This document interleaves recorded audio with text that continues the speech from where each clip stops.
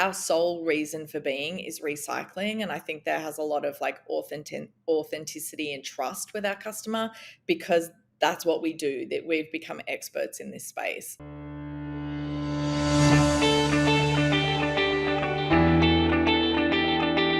And I want a good show, damn it.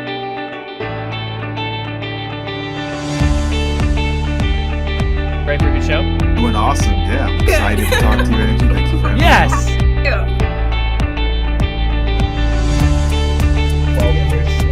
I've always been big into archery, and my dad said, hey, you guys want to start an archery store? That's how I was.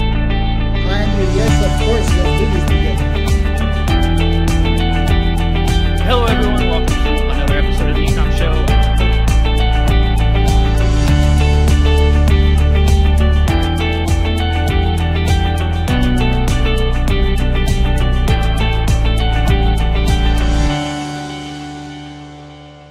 Hello, everyone, and welcome to another episode of the E-Comm Show. I'm your host, Andrew Maff, and today I am joined by the amazing Amelia Trumble of Retold Recycling. Amelia, how are you doing? You ready for a good show? Yes, I'm great. Thank you. Great to be here. Awesome. Super excited to have you on the show. We've done a handful of episodes on the sustainability side. Your model, obviously very different. So we're going to dig into that. I will start us off with the usual. I always say, like, let's pretend no one knows who you are and no one knows anything about Retold. And if you wouldn't mind just telling us a little bit about yourself, and we'll take it from there, okay? Yeah, for sure. So, as you said, my name's Amelia Trumble. I'm the CEO and one of the co-founders of Retold Recycling. My personal career background has always been in the digital space. My first role out of university was actually at a very small e-commerce startup. So I've always worked in digital, predominantly in e-comm. A large portion of my career I spent running e-commerce businesses for Estee Lauder. So I worked across a portfolio of 6 of their brands, looking after e-commerce globally. And then after my stint at Lauder, I left and quickly found myself consulting. And I sort of, picked up that consulting work, but in parallel was having several conversations with a couple of my old colleagues from MAC Cosmetics, which is one of the Lauder brands that I worked on. Mm-hmm. And we're all, passionate about doing something better for the world, trying to think of what would be our own startup, like what would we like to do. And it just so happened that out of a dinner conversation between myself and one of my co-founders, we landed on the concept of Retold. So Retold Recycling is a mail-based, super convenient way to recycle clothing and textiles straight out of your home. You order bags from our website, we send them to you. Everything comes pre-labeled and postage paid. So basically you just pop your unwanted items in the bag, seal it up, and then drop it at the post office or your mail room or whatever. So that's kind of how we started in terms of Retold. We're obviously all marketing professionals. We knew nothing about recycling, so that's been a pretty wild ride. So now we've been up and running. We launched in 2020, and sort of the most, pivotal thing that's happened to the business over the last year is that we're actually on an episode of Shark Tank that aired earlier this year, season 14, episode 14, if anyone wants to check it out. So that's really revolutionized our business in the last sort of 6 months or so. Nice. I am notoriously one of those people where, like, my wife will be like, let's clean up the closet and stuff, and I'll put it all in trash bags, and it will sit in my trunk for weeks before I'm like, oh yeah, I got to do that. So when I did see the Shark Tank episode, obviously, and it was, I was like, oh, thank God someone can fix this problem. Because there's so many times I'm going to use my trunk and I'm like, I can't use it. So it's so full. Explain the model a little bit to me. Is it a subscription model? Is it just kind of order it as you need it? Like, what's the preference there? Yeah, both. So you can buy bags a la carte. You can start off with just a solo bag, buy one, try it out. Or our most popular sort of like a la carte bag package is a 3-pack. So that'll get you like a decent closet cleanse. Right. If you're moving house or you really going deep, going for it. We also have a 10-pack. But if you're really loving the service, we also have a couple of subscription options as well. So if you order a subscription, we'll send you 3 bags up front for a good clean out. And then we send you an additional bag each quarter thereafter. So you can just keep on top of that recycling practice, because really we find that once people fall in love with Retold, it really does become habitual. And that's what we're all about, is sort of educating customers to not contribute to landfill, and really get that sort of behavior happening in their home all the time. Yeah. I would imagine you're trying to push most people into subscription, right? Yeah, definitely. We very much see sort of like a life cycle journey of solo threesome subscription. Or sometimes we'll have customers who will just be like, okay, I'm moving, and they're Googling, like searching for a solution. They come in for 10-pack and they're like, yep, okay, I'm moving. I'm going to sign up. Can you change my address? Like that kind of thing. So yes, we're definitely pushing people to subscription because, as I said, we really want that habitual recycling practice. Yeah. Is a majority of your marketing targeted just directly to the subscription, or because it's kind of that single, threesome, then subscription, do you start with the single and kind of put them down the life cycle? Yeah, we generally offer up sort of all of the bags as a solution in general, because we're a mission-driven business. I think, there's 2 things that really hook our customer. One is the convenience, the fact that we mail everything to you. It's all, pre-labeled and postage paid.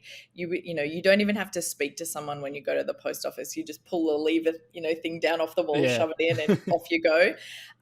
So convenience, but also our mission and trying to avoid contributing to textile-based landfills. So the more we tell those stories, we don't really care, what bags you buy first up, but we generally see the migration pattern is that people will pick up a subscription long term, which is great. Yeah. Where does it go? So once it gets to you, then what happens? Great question. It actually doesn't come to us, which is an important Even part better. of our model, to not have that overhead. And as I said, the 3 of us did not know anything about textile recycling or any recycling for that matter. But we were very lucky when we were scoping the model, because the convenience factor was so important to us. We really wanted to be able to find a partner that would be able to take our yellow bags just straight up as they are. We didn't want to have to aggregate them or sort them. We needed someone else to do that for us. And that proved to be very, very painful.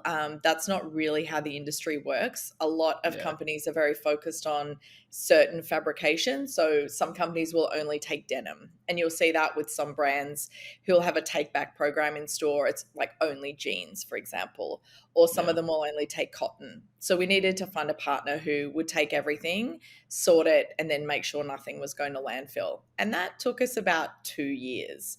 So we worked out what we thought was the model. We had our branding. We had, we'd gone deep on like, what's our company ethos and goals? Like everything was pretty much there. And then, we were looking for a partner to do a beta with us. And it proved to be very challenging, and just pure coincidence, a conversation that happened through some of my consulting. Actually, I was introduced to a guy, and it just so happened that he was the new CEO of a generations old sorting facility, but also thrift store network.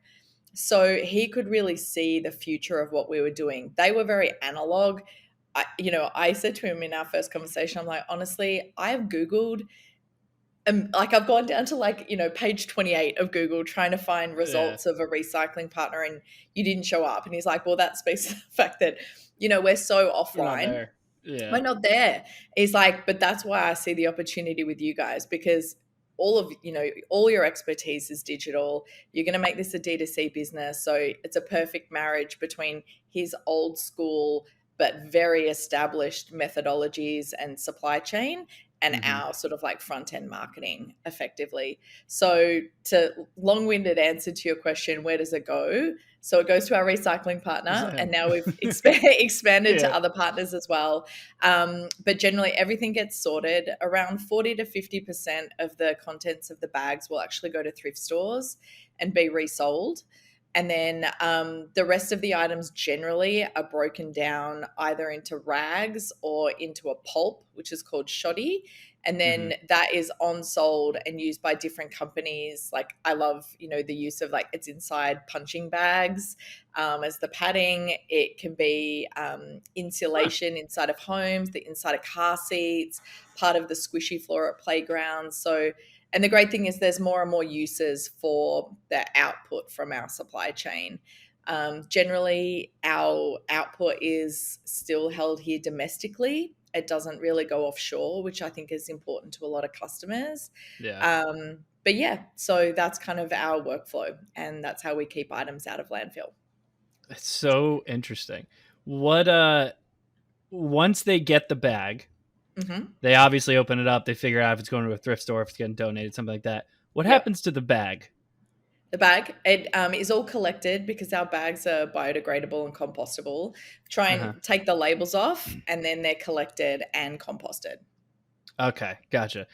Because there was a part of me that was like, oh man, are they sending the bags back to you and you're just constantly reselling these bags? Because that's genius.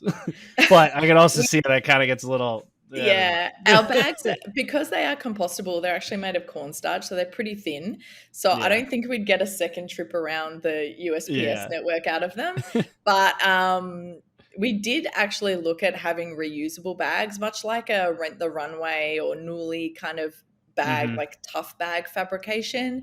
But yeah, because we don't have anything coming back to us, it just didn't make sense for our workflow. So that's why we went for the compostable bags. Okay, that makes sense. Yeah. Now, I did see on your website, too, that you have other things outside of just the bags available. There's kind of like a staff selection of products, I think it was, right? What is that about? Yeah, so we have a little sustainable store. So we basically wanted to curate some like-minded brands and cool products because quite often our customers, we can be a little bit of a gateway into a more sustainable life for them. So we wanted to be able to offer some other products that we thought were cool, from feel-good brands and have them in the sustainable store. And we power that through Canal. I'm not sure, are you familiar with Canal? It's an app that manages drop shipping predominantly through Shopify. So we're great friends with everyone at Canal. And so that's how we merch the products from all those other brands. We also have a rewards program. So for customers who do sign up for a subscription, for every bag they send in, we unlock a reward in our rewards gallery. So that's basically a promo code from some feel-good brands. So we're always adding new brands to the gallery to reward our customers. They can pick and choose different things each time. So that kind of offsets the cost of the subscription, to be honest, if you can find stuff that you like on there, which is cool. So we have that as well. Nice. Yeah. Interesting. Yeah. Thank you. You're obviously on Shark Tank. Let's go ahead and go through that. Every time we have someone on here who's from Shark Tank, I'm like, I'm sorry, I have to bring it up. So you're on the show. First, I'd love to hear how was the whole experience, and then obviously how did it work out for you, at least so far after it aired, and where are you at with it now? Yeah. If we were doing this interview like in the couple of days after the taping, I probably would have a very different answer because I was relatively traumatized. But now having had some time and also having seen the edit that was put together and aired, I feel a lot more comfortable with the experience. And obviously then we have the amazing outcome of that we did a deal with Mark Cuban. Yeah. So that's now in place. We have some more funding, which is amazing. And Mark and his team are actually phenomenal. We communicate with them on a weekly basis minimum. And we've really been able to tap into a lot of their infrastructure, which has really helped our business. But the taping itself was quite challenging. Like, our business is, we're creating a new category here basically. Yeah. And, I think there was a lot of discussion in the tank around, should we be a nonprofit? We felt very strongly, obviously we're a business, we are for profit, but for purpose as well.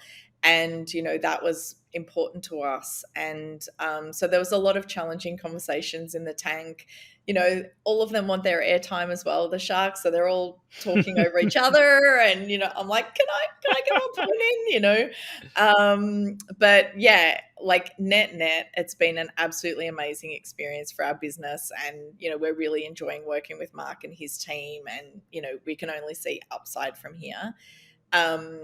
You've watched the episode, but if anyone listening, watching, sees the episode, a large portion of what we talked about was our expansion into retail and how do we bring, our bags to the masses. And that's really what we're unlocking right now. So we're hoping that by the end of the calendar year, we'll start having bags in stores. And really that will help us sort of accelerate our awareness amongst the broader community and, really take our business to another level. Wow.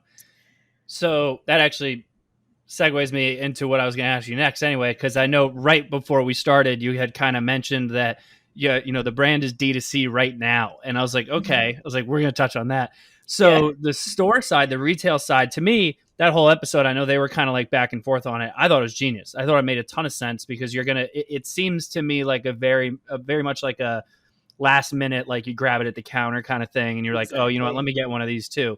But like, what stores are you aiming for? Because I would imagine it could be arguably anything.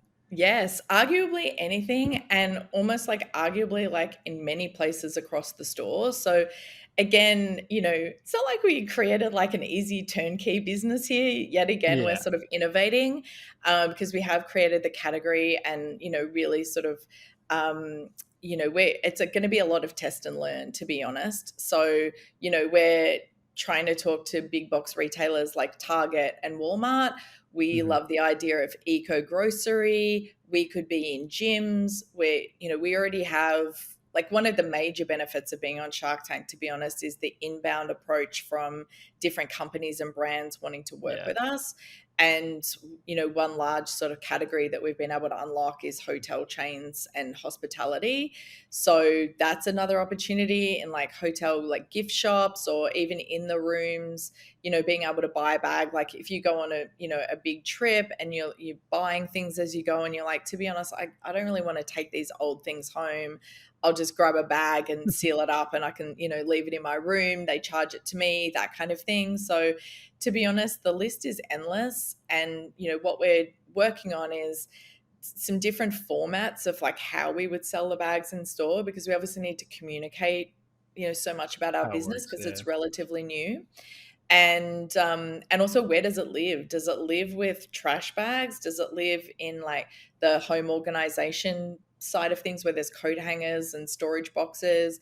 Does it live in clothing? Does it live in homewares? Or like you said, I love the idea of it living like towards the front of the store with gift cards and it's very grab and go. Yeah. I think about myself and my own use case. I'm a mum on a Saturday morning. I'm going to be like, right, this is the weekend. I'm going to like smash all of the closets and do a huge clean out. I'm going to run to Target now, get a 3-pack and kick it off, and it'd just be so easy to kind of grab and go. So it's a very interesting time. As someone who's spent the majority of their life working in e-commerce, obviously I worked in a lot of omni-channel businesses, but really thinking about how to completely create that user experience in a store is very different to D2C. So I'm having a lot of fun with it, to be honest. Yeah. I was saying, because one of the things I was thinking about, I was like, wow, you could even just kind of turn into almost like a packaging company, because other D2C sellers who are big into like sustainability, if they're, kind of going into that direction with their textiles, any kind of clothing brand or anything, they could just include your product along with it or have it as like one of those little quick upsell guys. Exactly. So I know I believe you're on Shopify, right? So you would be able to connect through, oh man, I draw a blank on it. It's the kind of like drop shipping. They just, I gotta look it up. I'll figure it out later. I can't remember the name. Yes, so we can do that through Canal, actually. So the partner that I mentioned before that does the sustainable store, it also works in reverse. Like other brands can sell our bags exactly. We love that add-on at checkout. We also have a couple of brands that are live now, and then some more coming, where we've actually created a white label bag for their customers. So they sell their own white label bag powered by Retold on their site. There's a multitude of ways. We have companies coming to us being like, great what you're doing with textiles. Can we work together on batteries and old phones? And like, we've sort of, the list is endless in terms of what we can tackle. It's one of those things where like you have so much opportunity that you have to really be careful about which road you go down, because you can't be everything to everyone. Exactly. And that can end up really killing you down the line. Yeah, totally. I think in terms of our own thought process and what we've ideated on a lot with Mark, to be honest, is really owning that textile recycling space first, because we have a point of difference. There are some other bag services out there, but they're all attached to other brands. Like, for example, ThreadUp has a bag, a take back bag, but that is part of their broader ecosystem.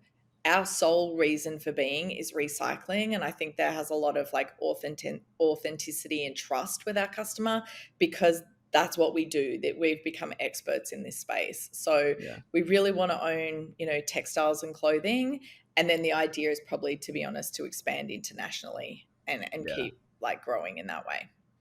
That was the other thing I was thinking too, because if you start to go into stuff outside of textiles, you start to do that, we can be everything to everyone kind of thing, you also run that risk of, you get a lot of knockoffs of other people who are just like, we can find someone who will start to do this stuff for us. And then all of a sudden you've got all this competition. It becomes really complicated. When the episode aired, how did things go like that day or over the next couple of days? Was it a big explosion, or did it just kind of ease in?